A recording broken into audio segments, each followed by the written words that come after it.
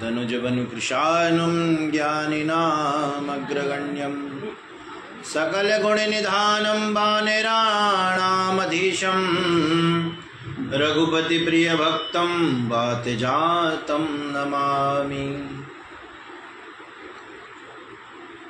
सबिन्दुसिन्धुशुस्खलतरङ्गभङ्गरञ्जितं दिशत्सु पापजातजातकारिवारिसंयुतं कृतान्त्यधूतिकालभूत भीतिहारिवरमदे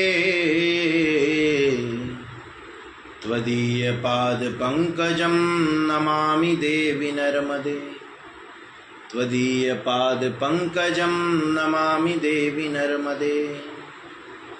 बोलिए नर्मदा मैया की, श्री हनुमान जी महाराज की, श्री शंकर भगवान की, राजा रामचंद्र भगवान की, वृंदावन कृष्ण चंद्र भगवान की जय। जय श्री राधे मातु नर्मदे हर।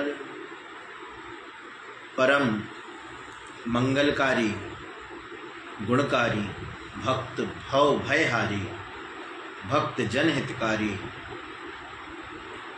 जिनका जल सदैव निर्मल रहता है और जिनका जल सदैव तरंग भंग रंजितम, जिनके जल से सदैव वीणा की तरंग उत्पन्न होती हो, ऐसा दिव्य जल माँ नर्मदा का कल कल कल्लोल करती हुई कमनीय कीर्ति की कालिंदी जैसी, जैसे यमुना की कीर्ति है वैसी नर्मदा की कीर्ति है। वहाँ पर श्री कृष्ण एक बार जल में यमुना में डूबे और कालिया नाग को निकाल फेंका था, और यहाँ पर भगवान शंकर सदैव नर्मदा में ही डूबे रहते हैं और लोगों के कलमश को निकाल फेंकते हैं। ऐसे भगवान शाम्ब सदाशिव, जिनकी पुत्री नर्मदा है, जिनकी बेटी नर्मदा है, कहा जाता है कि अद्यहना पितरास्तृप्ता अद्याना पतितं कुलम अद्यः सृष्टः कृतस्यद्य यद भावना गति ग्रहान। कहते हैं कि जिस दिन किसी के घर में नर्मदा पुराण की चर्चा हो जाए, नर्मदा का नाम ले लिया जाए, जिस घर में नर्मदा पुराण बैठ जाए, माँ नर्मदा की कीर्ति का यश का गान हो जाए, तो कहते हैं कि उसके घर में समझिए उसका पितृ, उसके पितृ, उसका वंश और उसका यज्ञ सब कुछ पवित्र हो गया। वह सब पवित्र कर देती है। और सर्वप्रथम नर्मदा पुराण के प्रथम श्लोक में वर्णन है कि माँ जन्ममातंग गंडच्युतम विनोद मतांगमालम। कहते हैं, आपने वो भजन तो सुना ही होगा कि मानो तो मैं गंगा माँ हूँ, ना मानो तो बहता पानी। वही नर्मदा है। कोई उसे केवल और केवल जल के रूप में देखता है कि ये जल है पीने के लिए, प्यासा उसे जल के रूप में देखता है, और कोई भक्त उसे नर्मदा माँ के रूप में देखता है। भगवान शंकर उन्हें अपनी पुत्री के रूप में देखते हैं, और कुछ लोग जिन्हें उन्हें गंदगी करने हैं तो वो गंदगी के लिए पानी को देखते हैं। ऐसा नर्मदा के लिए कहा कि जाकी रही भावना जैसी, प्रभु मूरत देखी तिन तैसी। भगवान की मूर्ति वैसे ही दिखती है जैसी उनकी भावना है। नर्मदा पुराण का प्रारंभ हुआ और कहा कि सौन का नैमिषे सुतमासीना, विव्याद महामतिम कथामृत रसास्वादा कुशलो सौनको ब्रवीत। नैमिषारण्य तीर्थ है, सभी लोग जानते हैं। नैमिषारण्य जो तीर्थ है उसकी महिमा बड़ी दिव्य है। एक समय की बात है, सौनकादिक 88,000 ऋषि ब्रह्मा जी के पास गए और ब्रह्मा जी से कहा कि प्रभु हमें तपस्या करना है, ऐसा कोई दिव्य क्षेत्र, दिव्य स्थान हमें बतलाएं जिस स्थान पर कभी कोई पाप हुआ ही ना हो, पापाचार ना हुआ हो। तब ब्रह्मा जी ने एक चक्र को आदेश दिया कि जाओ, जिस स्थान पर कभी कोई पाप ना हुआ हो वहाँ जाकर रुक जाना। और सौनकादिक ऋषियों से कहा तुम जाओ और इस चक्र के पीछे जहाँ ये चक्र रुक जाए वहाँ जाकर वह समझ लेना सबसे पवित्र तीर्थ है। और वह चक्र जाकर नैमिषारण्य में रुक गया। सब समझ गए कि यह स्थान बड़ा सुंदर है और दिव्य है। और फिर महाराज उसी स्थान पर नैमिषारण्य, वही नैमिषारण्य तीर्थ नाम से प्रसिद्ध हुआ। और वहीं पर समस्त ग्रंथों के, पुराणों के श्रवण वहीं से प्रारंभ हुए। आपने जब भी सत्यनारायण की कथा सुनी होगी तो नैमिषारण्य की चर्चा, भागवत की कथा सुनी होगी तो नैमिषारण्य की चर्चा, जिस ग्रंथ की भी आपने चर्चा सुनी होगी उस ग्रंथ में नैमिषारण्य की चर्चा ही है। क्यों? क्योंकि वह नैमिषारण्य जननी है पुराणों की। उसी नैमिषारण्य में मनु शतरूपा ने तपस्या की, उसी नैमिषारण्य में सौनकादिक ऋषियों ने तपस्या की। और तपस्या के परिणाम स्वरूप जब समय मिलता, खाली समय, प्रारंभ में यज्ञ करते और जो कुछ समय छूट जाता उसमें बढ़िया भगवान की कथा सत्संग करते। और उसी समय नैमिषारण्य के क्षेत्र में यज्ञ चल रहा था। सौनकादिक ऋषि आए हैं और सौनकादिक ऋषियों ने देखा कि सूत जी महाराज आए हैं। सूत जी महाराज को देखकर प्रणाम किया, सब खड़े हो गए और बड़ा दिव्य आसन ऊंचे स्थान पर सौनकादिक ऋषियों ने बैठाया। और सूत जी महाराज को बैठाने के पश्चात और कहा कि महाराज कुछ हमें ऐसा दिव्य चीज़ श्रवण कराएं, ऐसी दिव्य चीज़ श्रवण कराएं जिससे हमारा जीवन धन्य हो जाए। ऐसी नर्मदा की विशेष कृपा हमें श्रवण करा दें, क्योंकि नर्मदा जो है, नर्मदा बहता हुआ अविरल अमृत है, अमृत है। नर्मदा का एक नाम है अमृता, नर्मदा को अमृता भी कहा गया है। तो कहा, सूत जी महाराज ने कहा कि भैया तुम्हारे हृदय में प्रीति है, तुम्हारे हृदय में प्रेम है, और जिसके हृदय में भगवान के प्रति प्रेम होता है, प्रीति होती है, उसे भगवान अवश्य प्राप्त होते हैं। और उसे ही भगवान की कथा श्रवण भी करना चाहिए।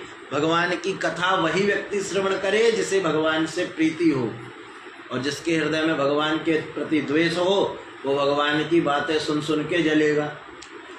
भगवान की कथा प्रीति ही सौनक चित्ते थे। हे सौनकादिक ऋषियों, आपके हृदय में भगवान के प्रति बड़ी प्रीति है और इसीलिए मैं आप लोगों को कथा श्रवण करा रहा हूँ।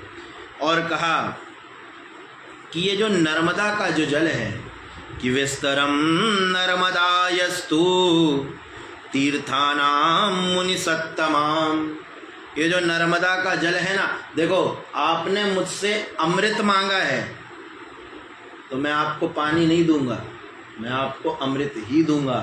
तो ऐसा कहा कि आप मुझे, मैं आप लोगों को नर्मदा की कथा श्रवण करा रहा हूँ। एक सीधी बात है, आप नर्मदा का दूसरा नाम ही अमृता है, जो कभी नष्ट ना हो वह नर्मदा, जो कभी समाप्त ही ना हो वो नर्मदा। तो स्कंद पुराण के अंतर्गत यह जो नर्मदा खंड है, नर्मदा पुराण कोई स्वतंत्र पुराण नहीं है, इसमें 11,000 श्लोक हैं। इसके प्रमुख वक्ता श्री मार्कंडेय ऋषि हैं और इसके प्रमुख जो श्रोता हैं वह युधिष्ठिर हैं, पांडवों के बड़े भ्राता।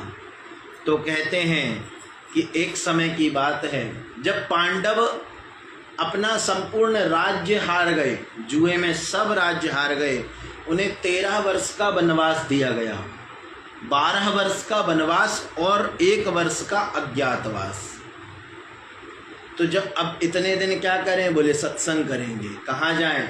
तो बोले विंध्य पर्वत पर चलते हैं। और पांचों भाई द्रौपदी के सहित विंध्य पर्वत पर गए हैं और विंध्य पर्वत में जाकर मार्कंडेय ऋषि को प्रणाम किया। मार्कंडेय ऋषि ने प्रणाम करके और पूछा आपका परिचय। तो छोटे भाइयों ने, पांडवों ने कहा कि महाराज ये धर्मराज हैं, ये युधिष्ठिर हैं। और जब ये देखा सुना, अरे वाह, युधिष्ठिर साक्षात धर्म के अवतार हमारे यहाँ आए, स्वागत किया, वंदन किया, अभिनंदन किया। और इसके पश्चात बताया कि महाराज हम आपसे बहुत कुछ जानना चाहते हैं। बोले क्या जानना चाहते हैं? बोले हम यह जानना चाहते हैं कि प्रभु इस सृष्टि के पूर्व में कौन था, इस सृष्टि के मध्य में अब कौन है और अंत में कौन रहेगा। यह सब हमारी जानने की इच्छा है, क्योंकि हम जानते हैं कि आप मार्कंडेय हैं। मार्कंडेय ऋषि के विषय में बताएं। मार्कंडेय ऋषि के पिता श्री मृकुंडु, जिन्होंने भगवान शंकर का बड़ा सुंदर तप किया, और तप करने के पश्चात जब भगवान शंकर प्रकट हुए तो उन्होंने कहा कि बताओ ऋषिवर तुम्हें क्या वरदान चाहिए। तब ऋषि ने कहा कि प्रभु हमें एक ऐसा सुंदर सुयोग्य पुत्र चाहिए जो हमारे नाम की कीर्ति को सदैव सतत फैलाता रहे। भगवान शंकर ने उनके अनेकानेक जन्मों के पुण्यों को देखा और कहा कि महाराज मैंने सब कुछ देख लिया, तुम्हारी पूरी जांच पड़ताल कर ली, तुम्हारे 7 जन्मों तक कोई पुत्र है ही नहीं। बोले महाराज अब आप सब कुछ दे सकते हैं, क्योंकि भाव ही मेट सकत, भगवान सब कुछ मेट सकते हैं। भाव ही मेट सकत त्रिपुरारी, आप सब कुछ मेट सकते हैं। आप बिगड़े का बना भी सकते हैं और बने बनाए का बिगाड़ भी सकते हैं। तो प्रभु हम पर कृपा करें। और यहाँ पर श्री मार्कंडेय ऋषि के लिए कहा, हे ऋषि मैं तुम्हें 2 विकल्प चुनने के लिए देता हूँ। पहला विकल्प है कि एक तुम्हें ऐसा पुत्र प्राप्त हो जो कि शतायु होगा, लेकिन जो बुद्धि से मंद होगा, मंद बुद्धि बालक दूंगा। अथवा तुम्हें एक ऐसा बालक प्रदान करूंगा जो सिर्फ 5 वर्ष तक जीवित रहेगा, लेकिन वह बड़ा तेजस्वी तेजवान बालक होगा। तुम्हें जो बालक चाहिए दोनों में से कोई एक चुन लो। ऋषि ने कहा महाराज अगर आप देना ही चाहते हैं तो मुझे तेजस्वी बालक दीजिए, भले ही वह 5 वर्ष का ही क्यों ना हो। और ऋषि को भगवान ने पुत्रवान भव का आशीर्वाद देकर अंतर ध्यान हुए।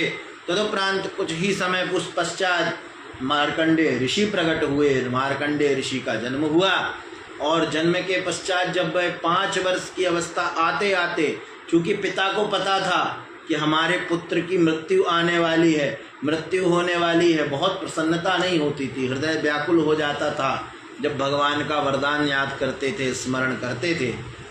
मृत्यु का समय नज़दीक आया। पिता ने अपने पुत्र को समझाया कि बेटा तुम एक काम करना, तुम सदैव भगवान शंकर के चरणों की सेवा करना, तुम सदैव भगवान शंकर के चरणों का आश्रय ले लेना। और कहा कि एक मार्कंडेय ऋषि सदैव बचपन से ही, बाल्यकाल से ही भगवान शंकर के चरणों का आश्रय लेने लगे, लेते रहे। और जब अंतिम दिन आने ही वाला था, पिता ने कहा पुत्र अब तुम शंकर की भक्ति में तल्लीन हो जाओ, शिव भक्ति में तल्लीन हो जाओ। और जब कोई बड़ा ऊंचा एक भैंसे पर बैठा कोई अगर व्यक्ति आए तुम्हें दिखाई दे तो तुम झट से शंकर को पकड़ लेना, शिवलिंग को पकड़ लेना, उससे लिपट जाना, उससे दूर मत हटना। और जब देखा भगवान शंकर का अर्चन रुद्राभिषेक करते करते और जब यमराज आए हैं और यमराज को देखा, यमराज को देखकर दुखी हुए, डर गए, भयभीत हो गए, लेकिन शिव के सन्मुख कोई बड़ा नहीं दिखा। भगवान शंकर को पकड़कर लपट पड़े और लपट कर भगवान को ओम नमः शिवाय का जप करने लगे। तदुपरांत कहा गया कि भगवान शंकर को जब देखा भगवान शंकर बड़े प्रसन्न हुए और उसके पश्चात भगवान के सन्मुख यमराज देख भी रहे हैं कि यह बालक भगवान के सन्मुख लिपटा हुआ है, भगवान से लिपटा हुआ है।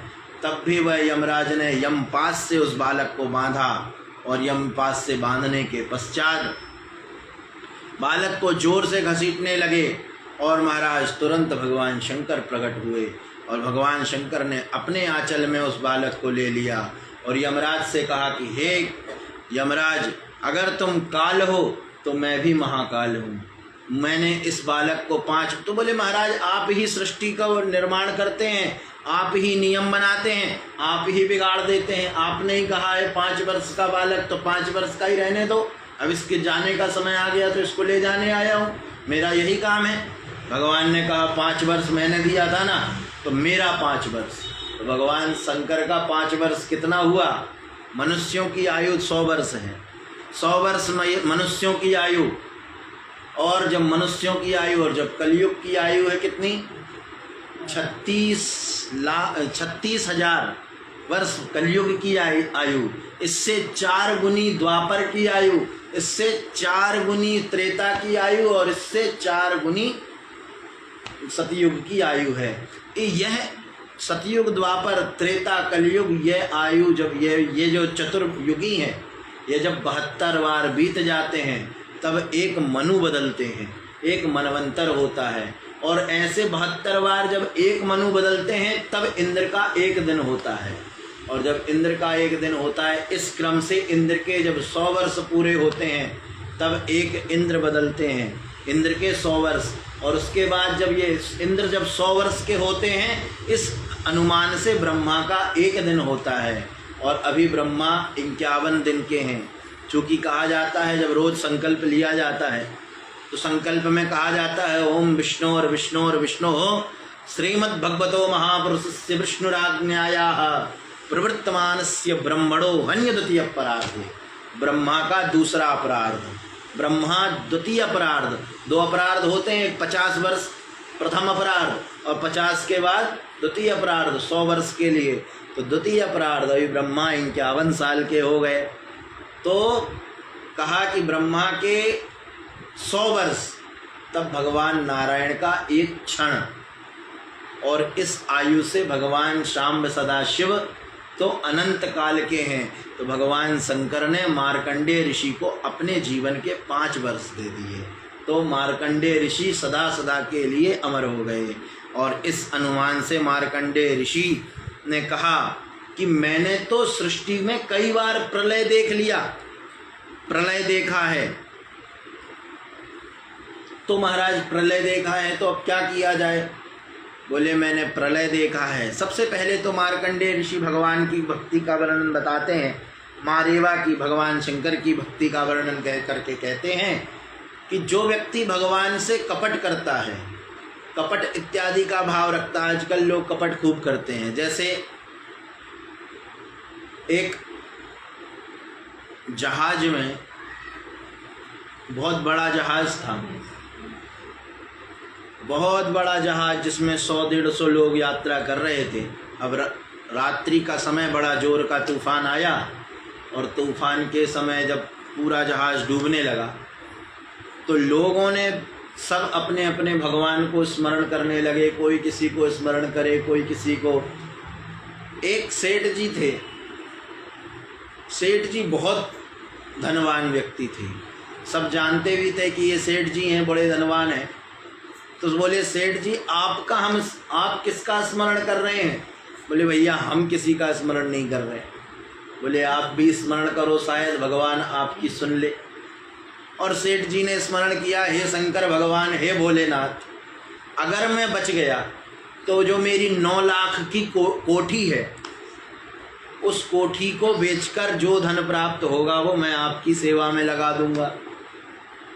तो प्रसन्न हो गए। भगवान ने कहा चलो ठीक, और वह तूफान थम गया, और वह तूफान जो कश्ती थी वह किनारे लग गई। सब के सब जितने लोग 100-150 लोग जो गवाही में थे कि यार सेठ जी ने बचाया है, तो सेठ जी अपनी वह कोठी बेचो। कुछ द्वेषी लोग भी थे कि महाराज हमने सुना है तुमने भगवान को बेवकूफ़ बनाया है, हाँ तुम्हें कोठी बेचनी होगी।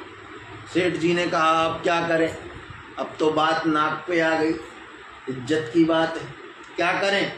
तो सेठ जी ने, अब सेठ जी तो सेठ जी, उन्होंने एक कोठी की नीलामी करी, अपनी कोठी की नीलामी करी और नीलामी के साथ एक बिल्ली और रख दी बगल में, और कहा कि ये जो कोठी है इसकी कीमत और बिल्ली की कीमत, दोनों की कीमत जो है वो कैसी रहेगी।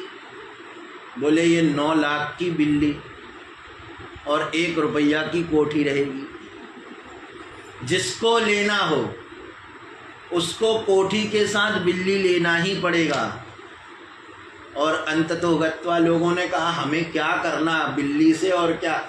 लोगों ने कहा 1 रुपए की बिल्ली कोठी, 1 रुपए की 9 लाख की बिल्ली, अपन को तो कोठी से मतलब है, अपन कोठी ले लें। 9 लाख की कोठी खरीद ली बिल्ली के सहित, 9 लाख की बिल्ली और 1 रुपए की कोठी खरीद के महाराज जेब में रखे 9 लाख रुपए की बिल्ली की कीमत और 1 रुपए का दान कर दिया भगवान के नाम से, कि हमने तो कहा था कि कोठी का जो पैसा प्राप्त होगा उसे हम दान कर देंगे। तो ऐसा भगवान के साथ छल किया। तो लोग ऐसा छल ना करें, भगवान के साथ जो व्यक्ति छल करता है। वदन्ति तत्त्वविदस्तत्त्वं धर्मः स्वनुष्ठितः पुंसां विश्वक्सेन कथासु यः नोत्पाद्येद्यति रतिं श्रम एव हि केवलम। कहते हैं कि भगवान के धर्म अनुष्ठान और धर्मः स्वनुष्ठितः पुंसां विश्वक्सेन कथासु यः। भगवान की धर्म कर लो, अनुष्ठान कर लो, उनकी कथा श्रवण कर लो, लेकिन अगर हृदय में भगवान के प्रति प्रेम उत्पन्न नहीं हुआ तो महाराज ये केवल श्रम ही श्रम कर रहे हैं और कुछ नहीं। इसी प्रकार श्री मार्कंडेय जी कहते हैं कि यह जो नर्मदा है कैसी हैं। शिव प्रिय में कल शैल सुतासी सकल सिद्धि सुख संपत्ति राशि। भगवान की शिव प्रिया है, शिव की प्रिय हैं, पिता की पुत्री हैं। और पिता की जो पुत्री होती है महाराज वो कैसी होती है वो सब जानते हैं। पिता की जो पुत्री होती है, पिता और पुत्री का जो रिश्ता होता है, पिता और पुत्री का जो नाता होता है संसार में सबसे बड़ा रिश्ता होता है। इससे बड़ा रिश्ता इससे कोई नहीं, बिना स्वार्थ का एक रिश्ता पिता और पुत्री का। क्यों? जो पिता अपनी पुत्री को बाल्यकाल से पढ़ाता लिखाता सब कुछ है, उसे योग्य बनाता है और अंततोगत्वा उसे किसी योग्य व्यक्ति के हाथ में सौंपकर और महाराज बंधन मुक्त होता है। और कहा जाता है कि जो मायका होता है पुत्री का, वो माँ के कारण नहीं, वो पिता के कारण होता है। मायका माँ से नहीं होता, मायका पिता से होता है।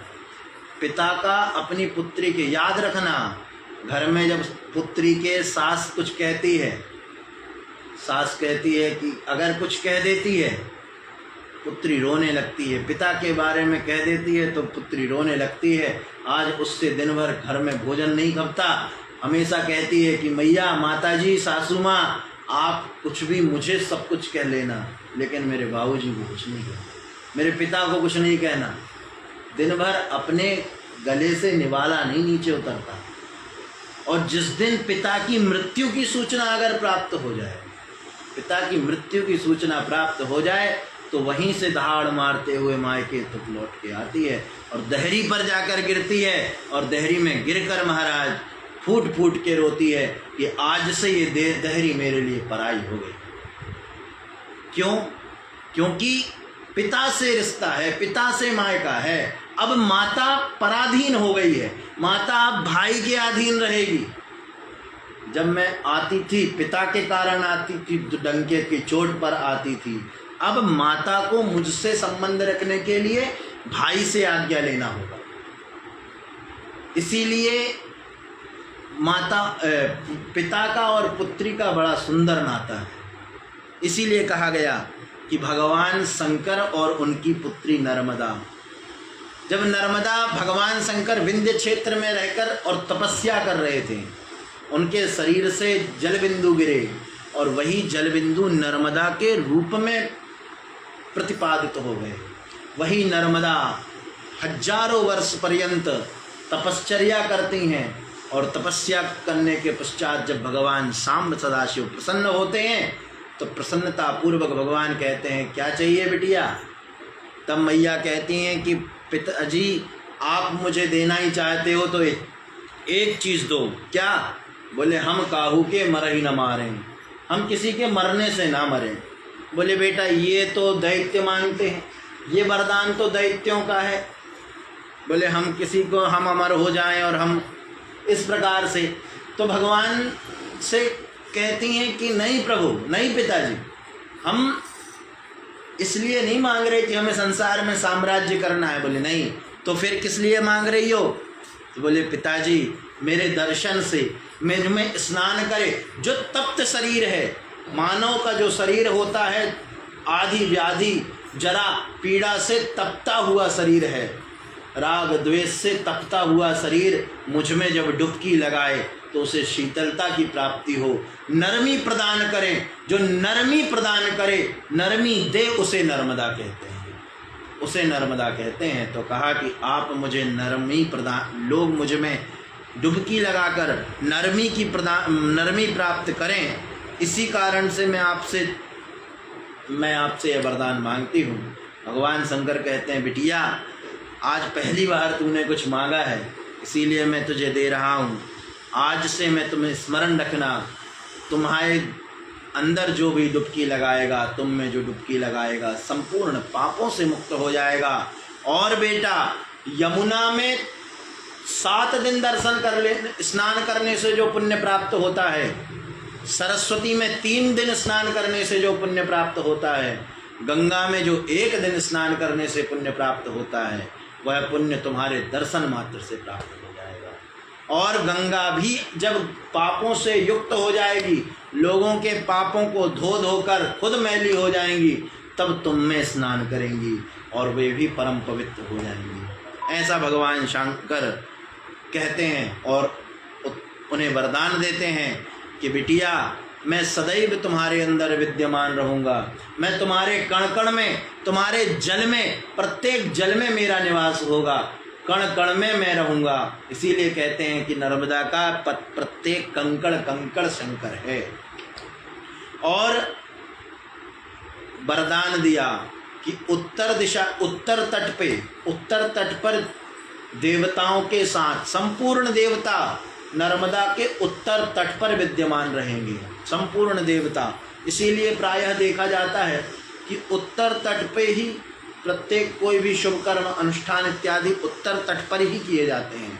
तो नर्मदा के उत्तर तट में मैं देवताओं के साथ विद्यमान रहूँगा। तो बोले पिताजी और दक्षिण तट?